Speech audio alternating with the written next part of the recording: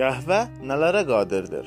Qəhvə istifadəsi kişilərdə prostat vəzi xərçəngi riskini azaldır. Gündəlik içilmiş hər 2 fincan qəhvə bu xəstəlik riskini 2,5% civarında aşağı salır. Araşdırmaya 550 mindən çox kişi cəlb olunmuşdur. 13 fərqli araşdırmanın nəticəsinə görə məlum olmuşdur ki, müntəzəm qəhvə istifadə edən kişilərin diaqnozu təsdiqlənmiş prostat vəzi xərçəngindən ölmə şansları 24% az olmuşdur.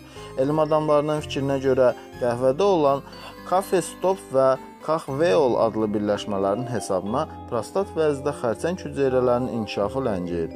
Amma qəhvənin tərkibində digər birləşmələr də vardır ki, onların hesabına iltihab əleyhinə və antioksidant təsir baş tutur. Bu qədər xeyirli təsiri olmasına baxmayaraq, unutmamalıyıq ki, həddindən çox qəhvə istifadəsi beyin işini və yuxu rejimini poza bilər. Hazırladı həkim uroloq Rauf Kazımov.